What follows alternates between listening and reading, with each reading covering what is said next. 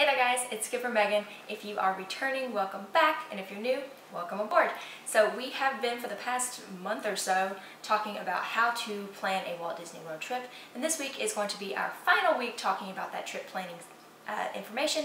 So we have talked about how you're going to get there, where you're going to stay, what rides you should ride, where you should go to eat, all of that great stuff, and now the only thing left that is specifically Disney that you're going to need to prep for is who are you going to meet when you're at the parks? What characters do you want to go see? So when you go to Walt Disney World and you are going to go meet some characters, then you always want to know who are you going to be able to meet, where are they going to be, and obviously Disney has something called character integrity, which means you are never going to see more than one Mickey Mouse wandering around because of course there is only one Mickey Mouse, right? So you are only going to be able to see one of each character at any given time, anywhere. If there's someone in a parade, you're not going to be able to meet them at that time usually because they're in the parade. The best way for you to find where characters are going to be, when you can meet them and all that good stuff is on the My Disney Experience app. Like I mentioned, all of the information that you could possibly need about your Walt Disney World vacation is going to be on that app. So I'm going to show you a step-by-step kind of how you can find where those characters are going to be, a couple of examples of that on the app. So when you open up the My Disney Experience app, you'll be able to click, it will focus here, click on characters, and it'll show you a list of all the characters that you can meet at Disney World. And you can just select one that you want to see. You want to go meet Chewie. You know, he's going to be at the animation courtyard from 8 until 9:15 at night. So, you know, if you don't know where that is, you can click Find on Map. There we go. And it'll point it out to you, and you can kind of zoom in and out, see where it is within Hollywood Studios there. So you know exactly where to go to meet him, and you know exactly what times. And that is going to be the same for any character that you go to meet. A couple of characters are going to be in multiple parks. So Donald does like to hang out in all 4 parks. You can see that he is in Dinoland USA, at Animal Kingdom. He's in Fantasyland, at Pete Silly's Sideshow, in Magic Kingdom. He's at Hollywood Studios, and he is also in the World Showcase, and he likes to hang out in Mexico. So if you are in one of those, you know, whichever park you're in, some of these characters, if they have a drop down, that means that you might be able to catch them there. So once you know who you want to see and where they're going to be, you can kind of head over to where their meeting spots are. And if you get up to where their line is and you see a lovely character attendant in a cute blue shirt and khaki pants, and they tell you, actually, you know, Pocahontas or Chippendale or whoever you're meeting, they're actually going to go on a break right now. They're, you know, they'll tell you that Mickey needs to go take a bite of cheesecake real quick, or Minnie has to go check on Mickey, you know, things like that. They'll tell you that they've got to go and check on something. That's because characters do have specific set lengths. So it is not anything personal. It's not because you're an adult and they don't think that you actually want to meet Rapunzel.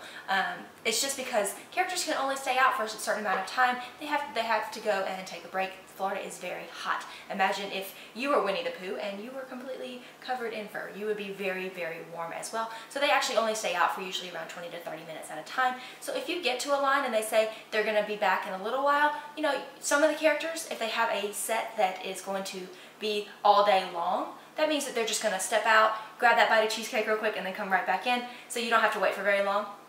But if there are some characters that have specific sets where they're only there for, you know, an hour and a half at a time, and then they leave and they don't come back for another few hours, you know, the character attendant will tell you, you know, I'm sorry, the line is closed right now, you won't be able to meet them until this time. And, you know, they usually have the times posted near that space.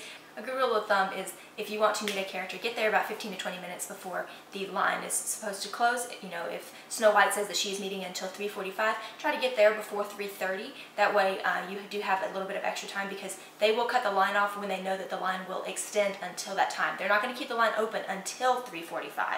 It's just until, you know, they check to see how long the line is and how many people they can get through until 3:45. So if there's a line and it's going to stretch until 4, they're not going to let that many people in there. So because those characters do have to go and they do have to get out of the sun for a little while, they need to take a break just like everyone else at the parks. So once you are in line and you're ready to meet the characters, what are a couple of tips about actually having that interaction? A lot of times adults especially might feel a little awkward when they're meeting the characters because what are you gonna say to them? How is this gonna go? You know, kids don't really care. They run up and they say, oh my God, it's Winnie the Pooh, and they give them a hug and they take pictures and they're good. But adults, for some reason, we freak out when we go to meet these characters. And it's really nothing to be super concerned about. Fur characters, you know, all of our furry friends from like the 100 Mr. Wood and Minnie and Mickey, Chip and Dale, all those great guys, they are not actually going to talk back to you unless you go see Mickey at Town Hall Theater on Main Street. He actually will talk back to you. But all the other characters, they don't talk, so you know they'll blow you kisses. Pluto might lick you, or Stitch might lick you, stuff like that. But you're not going to actually be able to ask them questions and have them answer. So you know, just have a couple of things ready to say to them, and you know you'll give them hugs and you'll take the picture. And if you have an autograph book, they'll sign that. But for face characters, you know, our princesses and princes and all of that good stuff, they are going to actually talk back to you. So for the face characters that you are actually going to be able to talk to and interact with, a good way to do that is to just have a couple of ideas about their movie, because that's what they're going to know about. So don't go up to Tiana and ask her how Rapunzel's doing, because she doesn't know Rapunzel. She doesn't know who that is, because she lives in the bayou and Rapunzel lives in her tower. So they're not going to know anything about each other. So make sure that when you are talking to them, you're talking to them about their movies. So when you go to see Ariel, she's going to be in her grotto, and you can go meet her and talk about how Prince Eric's doing, talk about Ursula, talk about how you always have your dinglehopper with you. So things like that, you know, she'll be able to interact with you, and if you show that you know some things about her movie, then she's going to be able to talk about that with you, and the interaction is going to run a lot smoother. So just while you're in line to meet the characters, have a couple of ideas in mind, some things that you might mention. Now, a lot of the characters will have something that they want to talk about already. Cinderella sometimes will just, as soon as you meet her, just start telling you all about what Jacques and Gus have been doing all day. So sometimes you're not going to have to bring out your material. But if a character does just, you know, kind of say hi and you want to boost that interaction a little bit, just always remember that you can bring up anything that's in their movies, and they're going to want to talk about that. One of the most important things when you are meeting a character is when you are in line, make sure that you have all of your items prepared for that interaction. That means have your camera ready. If you're going to have a PhotoPass photographer, use your camera. And also, if you're going to have any of the characters sign an autograph book, make sure you have that ready. You will hear the character attendant say, have your autograph book open and ready to a fresh, clean page, and have your pens out.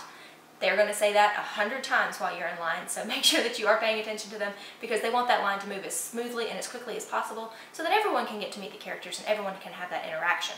One reason why it is so important to have those autograph books open and to have those pens ready is fur characters have really big paws. So if you hand them a closed autograph book, sometimes it's really hard for them to turn pages. They won't know exactly what page. You know, if you have a certain order that you're wanting them to sign in, make sure that you have that ready and show them, you know, this page, and they'll be happy to sign there. But if you just hand them a closed book, it's going to be really hard for them to turn those pages, like I said. And also, if you hand them like a really small little ballpoint pen, it's going to be really difficult for them to hold on to, because they, once again, have really big paws, or Mickey and Minnie have really big gloves. So it's really hard for them to sign sometimes with those. So you might want to even consider using the Disney official autograph pen, because it's really big, it's nice and chunky for them to hold on to, and it's easily clickable. So they don't have to worry about taking a cap off of a Sharpie or anything like that. You can just pick that up for a couple of dollars, or you can buy these pretty much anywhere, just a nice big pen that's easy to hold on to for the characters.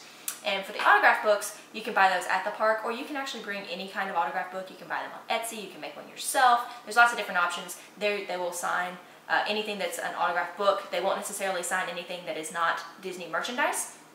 So don't, you know, expect them to sign a t-shirt that is not Disney, because they don't want Disney's name or any character from Disney associated with anything that's not Disney, just because it could look like they are sponsoring it or endorsing it in some way. So some characters will sign like a blank t-shirt or a blank hat, but don't count on it. The best bet is just to have an autograph book that, whether you made it or you bought it, does have like Disney characters on it.